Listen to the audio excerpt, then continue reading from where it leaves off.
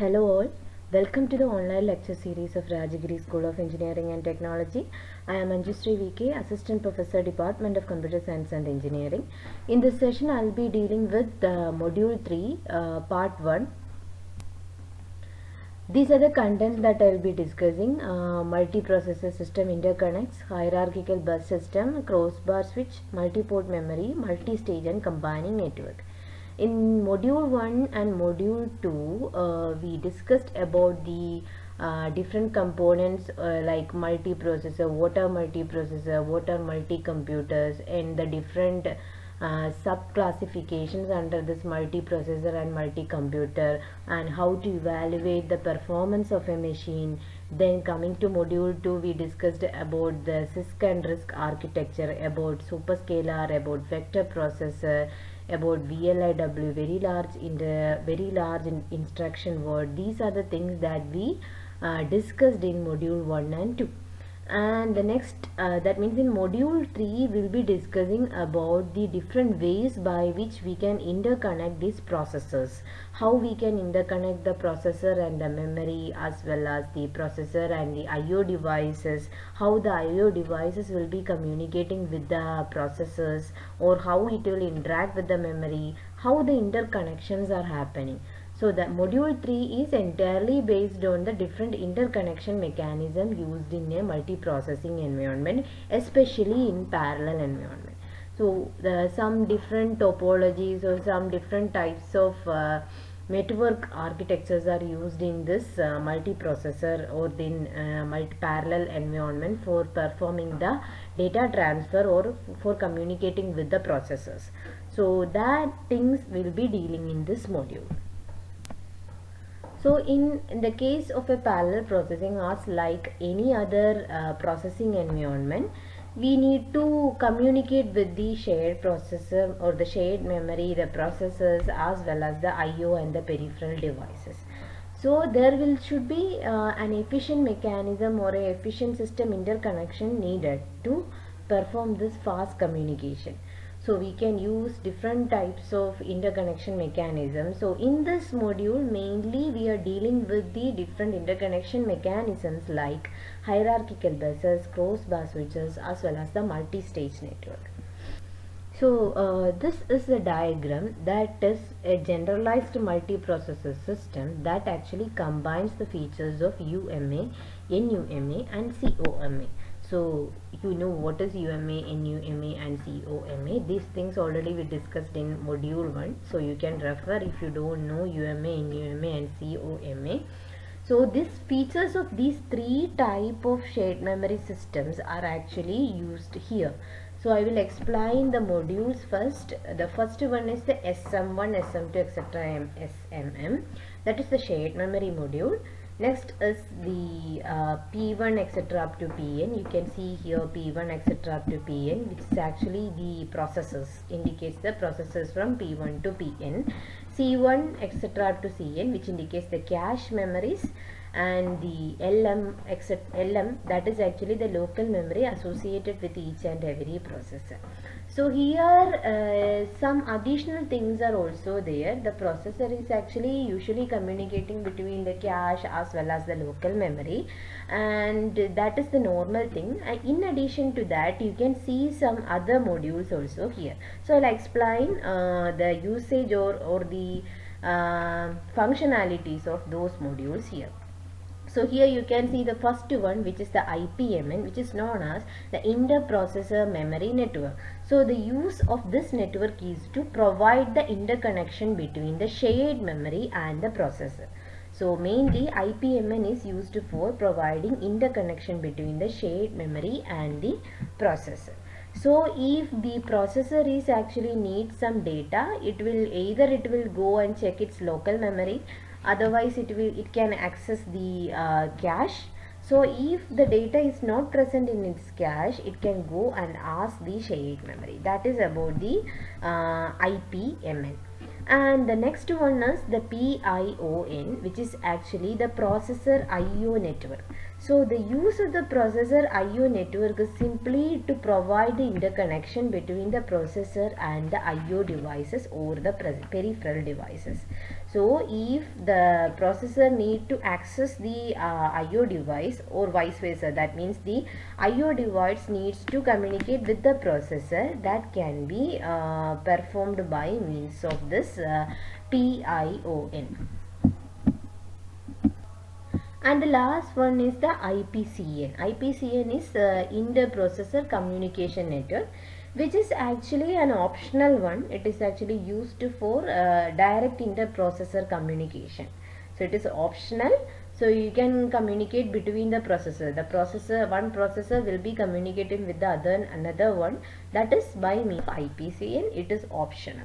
So this is actually a diagram that depicts a generalized multiprocessor system that combines UMA, NUMA and COMA features. You can see the UMA feature is established here, and as well as the NUMA feature, that is communicated the local memory, then to the cache, then to the shared memory. The time will vary. That also the properties here. And COMA, definitely the cache is present, so COMA feature is also established here. So that is the meaning of combining the features of UMA and NUMA. Next is the different about the different network characteristics. So you need a network or some network interconnection mechanism must be required for effective communication between the processor, the memory as well as the IO devices, and in between the processors also.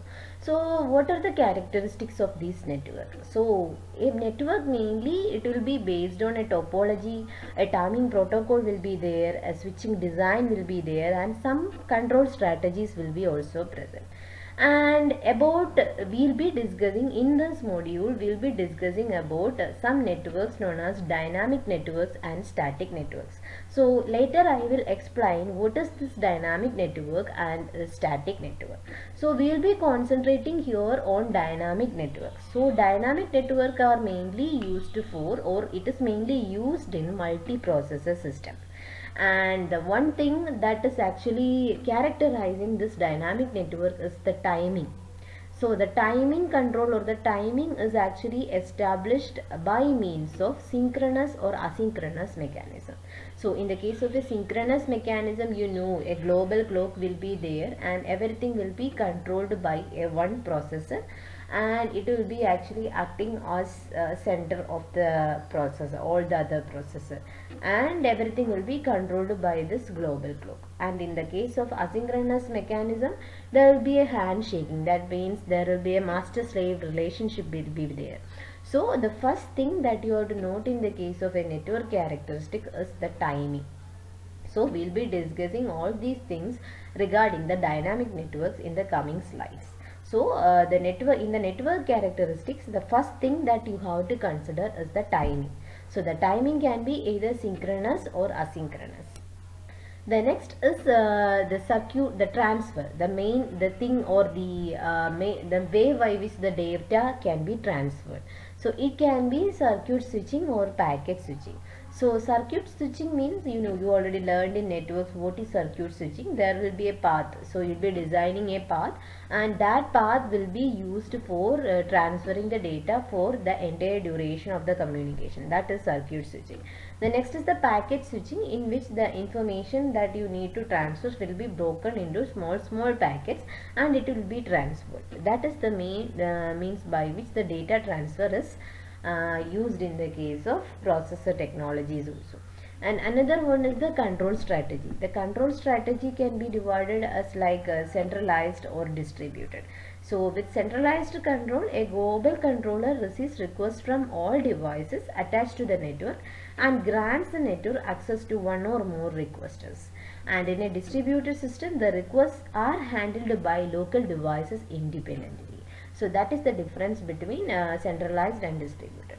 So in the case of a network or the network communication, you have to know about the topology, then about the control strategy, then about the data transfer, then about the switching mechanism. So these things you should know about the while dealing with the interconnection mechanism, because that is also a network. So whatever be the characteristics that are present in a network, that will be present in the interconnection mechanisms also. So the properties, the network properties that you should know about the different properties. So mainly the topology, coming back to the topology, we can divide topology into two. One is static and another one is dynamic. So what is static network and what is dynamic network? Static networks are actually used, or they are actually formed by means of point to point direct connection, and that connection will not change during the entire duration of the program, or during the entire duration of the execution of a program. So that type of network is known as a static network. And coming to the dynamic network, in the case of a dynamic network, it is actually implemented with switched channels. That means you can manually configure, or you can create your own connection, and there is a chance to change each and every time according to the configuration, according to the demand of the user, it will dynamically change. The network channel will dynamically change. So that is the dynamic network. So dynamic networks are implemented with switched channels which are dynamically configured to match the communication demand in user program. So upon the demand of the user program, it will dynamically configure. The connections will be dynamically configured. That is actually a dynamic network. And the static networks are used for fixed connections among subsystems of centralized systems or multiple computing nodes of a distributed system. Okay, so in the case of fixed communication and in small networks, only this static network is applicable. While moving to the dynamic network, it includes buses, crossbar switches, multi-stage network, routers. Also, these are the different types of networks that are normally used in a shared memory multiprocessor.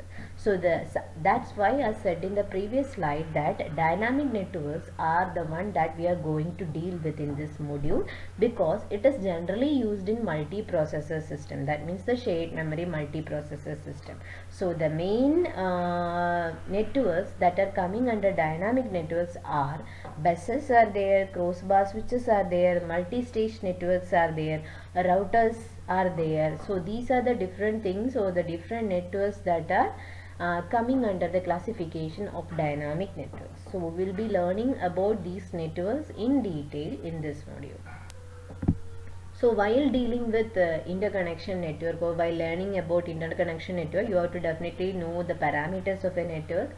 You already know the parameters like nodes, edges, these things you know. But I will introduce about some of those parameters. So the number of nodes in the graph is called network size. The number of edges incident in a node is called a degree, which is represented using small letter d. In degrees and out degrees are there. In degree means the number of edges incident on a node, and the out degree means the number of edges emerging from the node.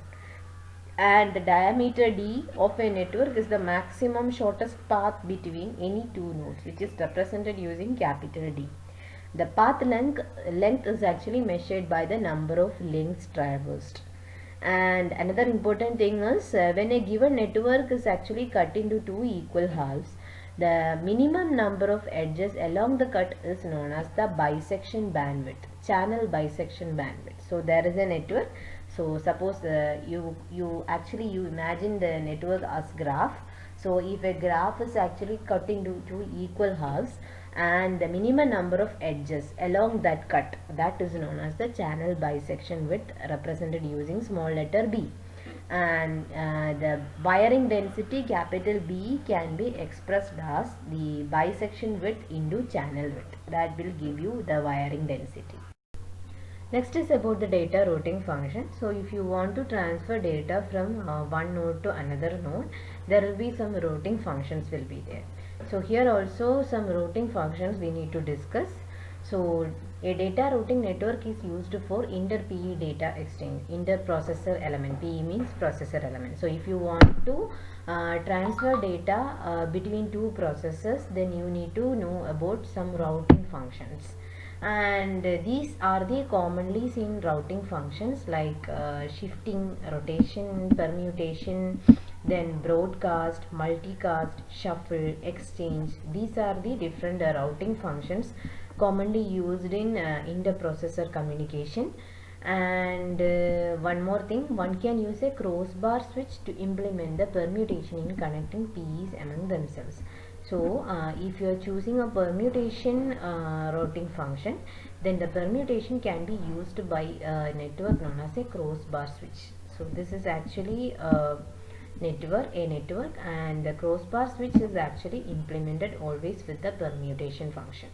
And these are the different routing functions. So I will be explaining some routing functions that are actually used in this module 3. So I will not be explaining all, but I will be explaining some.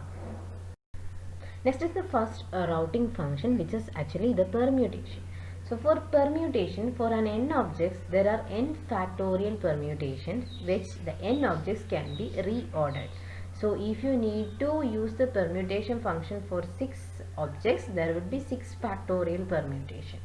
And the n objects for this permutation is actually used for reordering the objects. And the set of all permutations normally forms a permutation group. So suppose for example, I am using a permutation like pi is equal to, permutation is represented using the letter pi. So pi is equal to a comma b comma c d comma e. So this actually this permutation is actually standing for a bijection mapping. So you can represent this permutation using the bijection mapping like a to b, B to C, then C to A. This is actually a circular, this is actually in a circular fashion. And again D to E, E to D.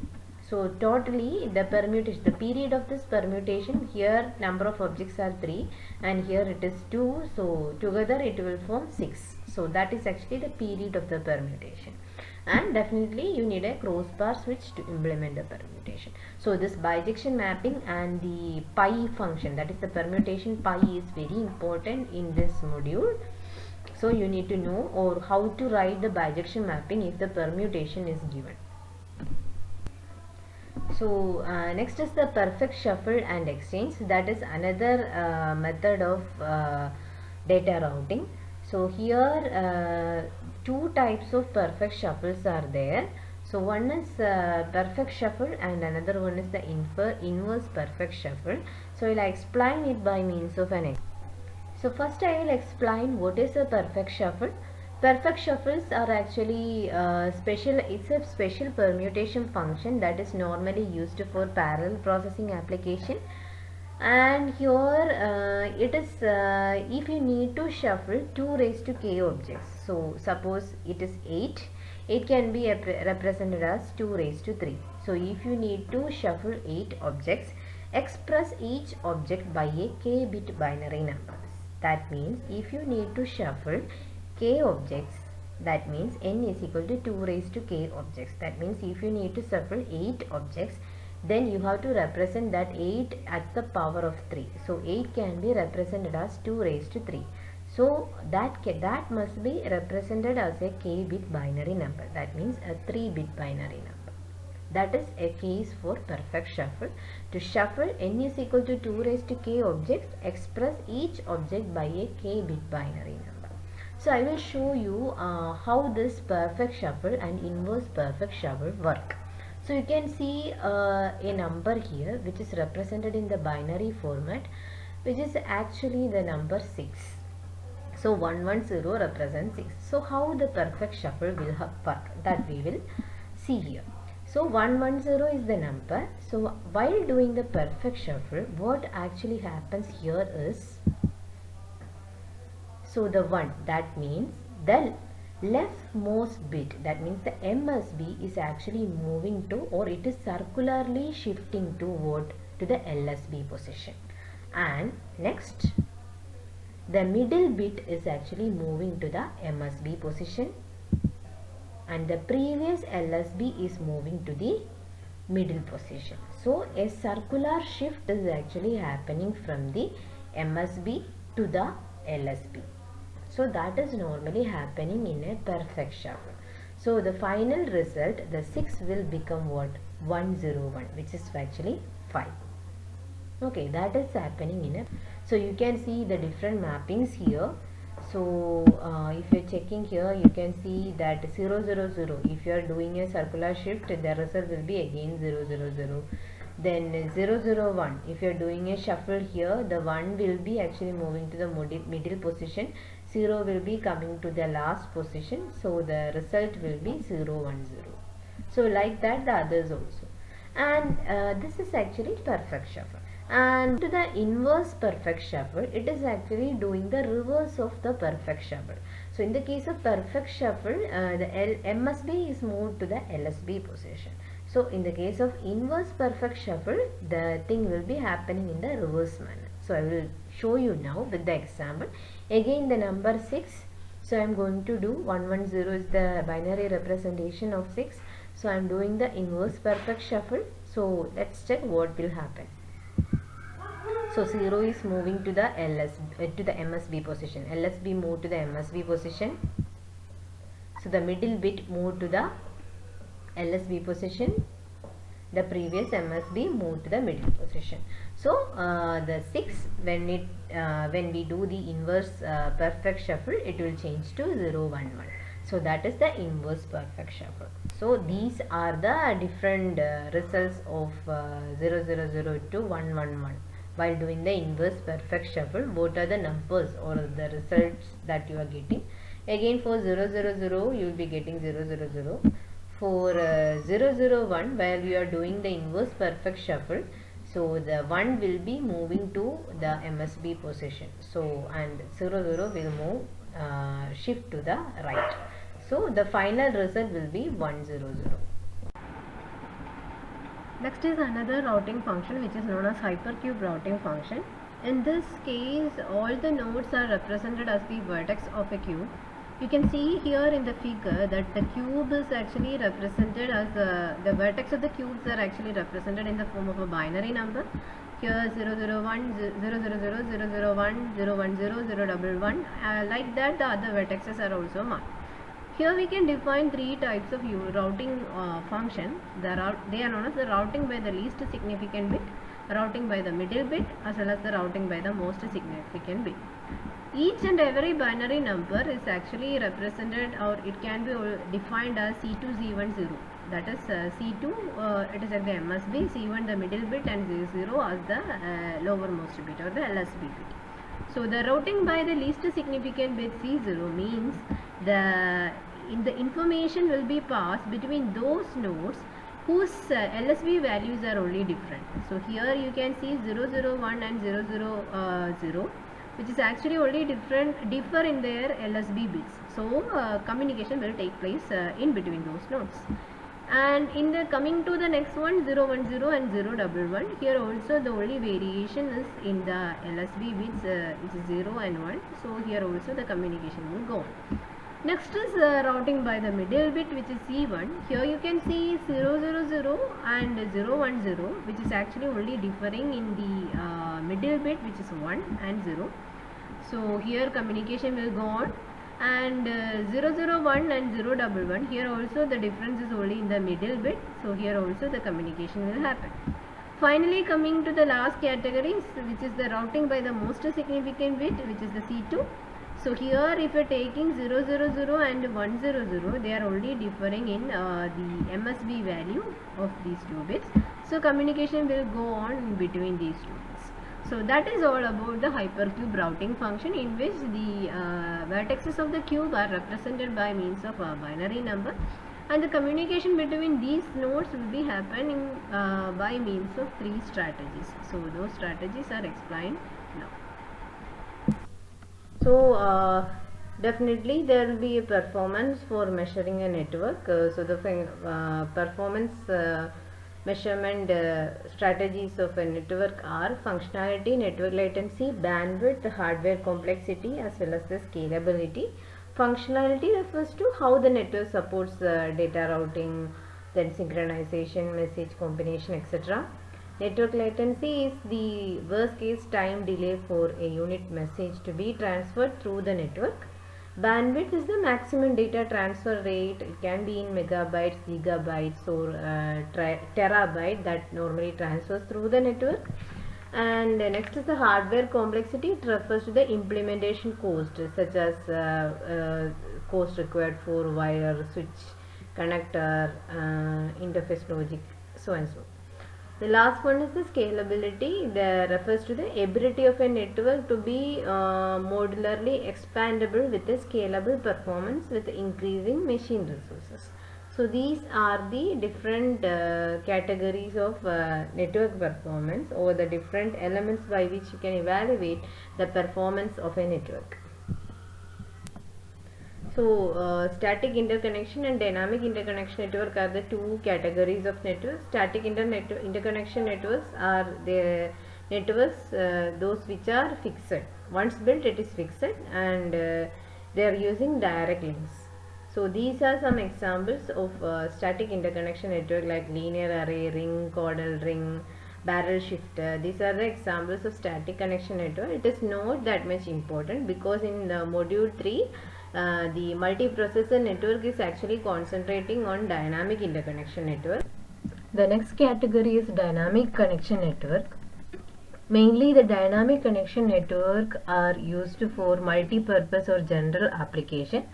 In the case of static interconnection network, the connection was fixed and as well as its point to point. But in the case of dynamic interconnection network, instead of fixed connection, switches or arbiters must be used along the connection path to provide dynamic connectivity. So, according to the user programs, the connection will change dynamically. That is possible in the case of dynamic connection network, but in the case of static connection network, it is not possible. Dynamic connection network includes mainly bus systems are there, multi-stage interconnection networks are there, cross-bus switch networks are there. So in this module, we'll be discussing about the dynamic connection networks like bus systems, multi-stage interconnection network, as well as the cross-bus switch network. And in the case of multi-stage interconnection network, we'll be discussing about omega network and crossbar network as well as the baseline network. So we have to know in detail about the bus systems, the multi-stage interconnection network, as well as the crossbar switch network. So note please, these are the different types of dynamic connection network. And in the case of a dynamic connection network, mainly the network will be constructing by use of switches. So a number of switches will be there. The switches generally they are represented by A cross B, which means A inputs and B outputs will be there. And the simplest among this switch module is a 2 cross 2 switch, in which A is equal to B is equal to 2. So number of inputs will be 2, as well as the number of outputs will be also 2. And about the interstage connection, that means in between the switch modules we have to do some connections. So the main types of connections in between this switches will be perfect shuffle, butterfly, multi-way shuffle, crossbar. These are the different types of interstage connection. So about this connection we will deal with that in detail in this module itself. So about the connection, you can see here four different connections are there. So this is a 2 cross 2 switch, in which 2 inputs and 2 outputs are there. So these are the different types of connection in the switch. So this shows the straight connection, the one-to-one connection. Zero output is connected to zero input is connected to zero output, like also one input is connected to the one output. And this is the crossover connection. You can see the crossover here, and here you can see the upper broadcast.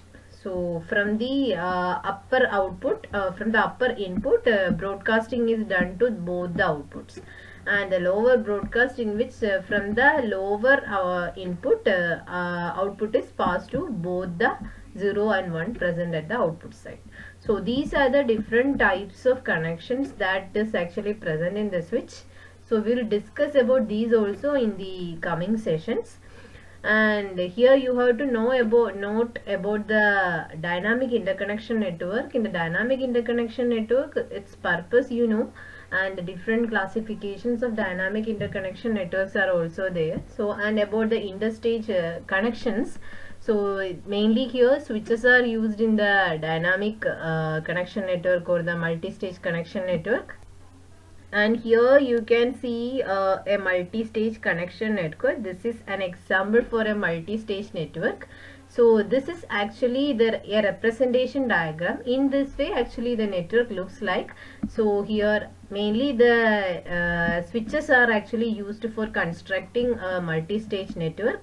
So here you can see many switches, many A cross B switches are present here, and in between the switches, so this you can consider as one stage. This is the second stage, stage 3, etc. up to n stages will be present, and in between each and every stage interconnection networks can use. So this interconnection network will be providing connection between the switches of each and every stage. So this interconnection mechanism that we have to choose interstage connection, we have to choose the patterns, all these things we needed to identify, and these interstage connection will be actually depending on the permutation or the routing functions, the different routing functions that we learned, that will be mainly using for providing this interstage connection.